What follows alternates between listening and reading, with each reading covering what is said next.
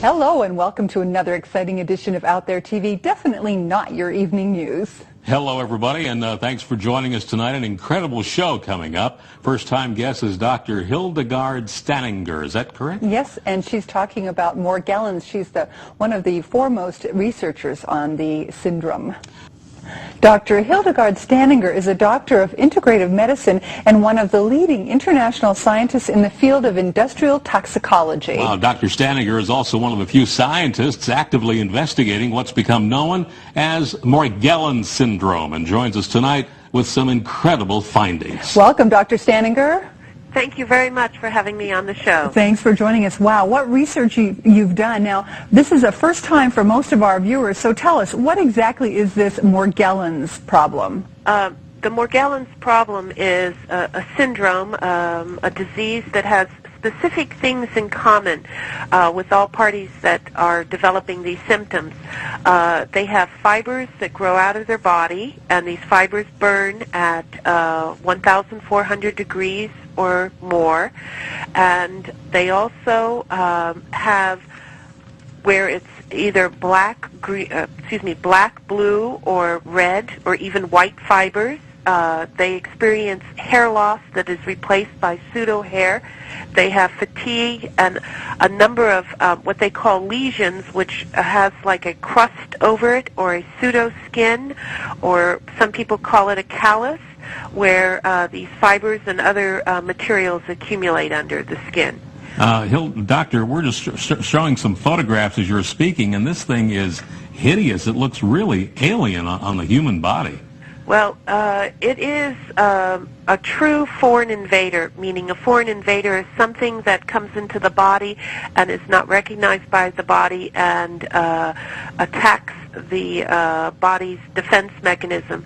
And in this case, the materials which were identified at the end of the study, which was under Project FM, we found that it was made of a polyester, two-part polyester compound with other organic compounds, and it basically was like two plastic straws within itself. Wow. With a silicone head. Okay, you had something on the website that was a golden head. What is that in relation to? Now, the golden head, which was identified in the very beginning, we went in stages. Let me just explain what the stages were.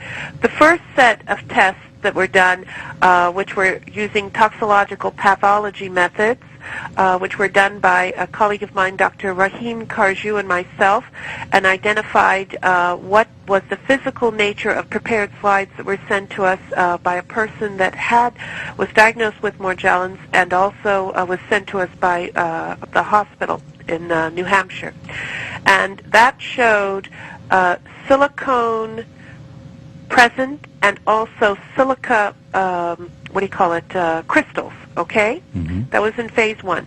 Phase 2 showed high-density polyethylene fiber and other compounds being present. And then phase 3, which was the combination of approximately 24 samples that were sent from around the world, and also the comparison to a chemtrail sample that was sent to us from Texas. Wow. And two of my patients and Dr. Spencer's patients that had Morgellons, and that showed that it matched to the chemtrail sample that was in Texas versus these other two people. One lived in Signal Hill and the other one lived in Long Beach. So we're showing something that we learned from the website. These are fibers that came from a chemtrail sample. Now, how did that come to you? What did it look like when you saw it just with the naked eye? Well, what it looked like was just like cotton candy, Right. like just white cotton candy in a bag, and then also a twig was attached. Because the person who took the sample saw it falling from the sky and was able to gather it and date it when they gathered it and put it into proper Ziploc bags. And then you had a patient, Lily, and we're showing something that showed on the website was a fiber from, I believe, her skin. And so the composition that we saw in that previous slide from the chemtrail is the same composition as this then? Yes, except it goes in stages. You'll see chemical analysis, which was done by scanning electron microscope techniques, which were done by Lambda Labs and MIT at Woodhull, through our other lab, Applied Consumer Services. The thing is, which is important, is that as this material ages, other compounds are shown, because these compounds that were shown as metals are transitional metals that make a battery. Thus, the compounds use the cells to make its own battery, where they have a silicone or a gel in between the cells that allow it to be like suffocated or held within. Each one of the patients that Dr. Spencer and I have seen, that if they take a hair, which we thought was real hair versus pseudo hair, where it doesn't have a core in it, because human hair has a core in it, they can put their finger next to it without even touching it, just like, say, maybe 2 or 3 millimeters away from the hair, and the hair will start spinning, meaning there's some kind of charge within their own body. Whoa. And we have measured, we had a company that brought over a new machine, the ESC from Korea, and we did urine samples, and conductivity is very high in a human being if it's near 1. When they use a product called Excelospheres that's manufactured by Dearborn Technologies, they can get as high as a 3 conductivity, which is extremely high. Okay? Doctor, this is like, we need to take a commercial break. This is like something out of a 50s science fiction movie. Truly. Our guest is Dr. Hildegarde Staninger, talking about Morgellons and chemtrails. We'll be right back.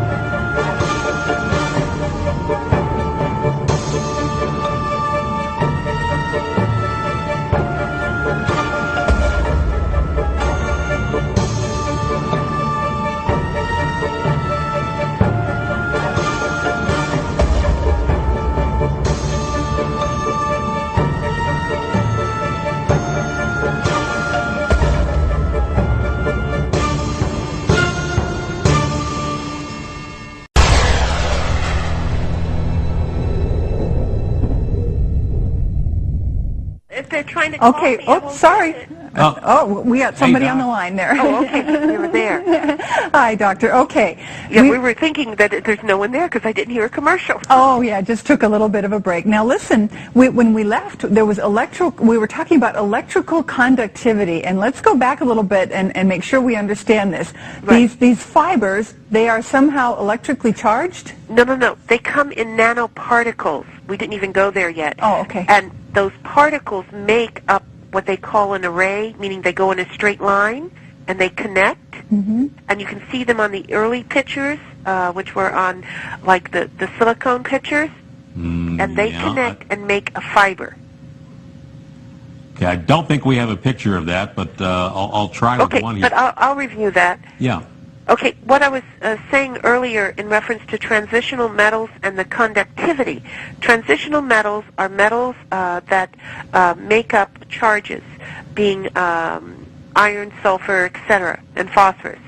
But in these patients, they had high metals that were transitional, and what happens is there is a particle, which is called a nanoparticle, which connects together to make a nanoarray in some shape, usually in a straight line, and that makes into the fiber. And that was shown in earlier pictures that Dr. Carjou took, where you could see there was an association between the particles connecting together. Okay. Doctor, this may be a ridiculous question, but the chemical analysis of these fibers, is it earthly or is it extraterrestrial? No. What I found was earthly, meaning when these nanoparticles come into the body, and they could become as smart dust or straight particles, what happens is it has some kind of nanoparticle which is called a nano assembler, meaning it uses body materials to make its network of fibers.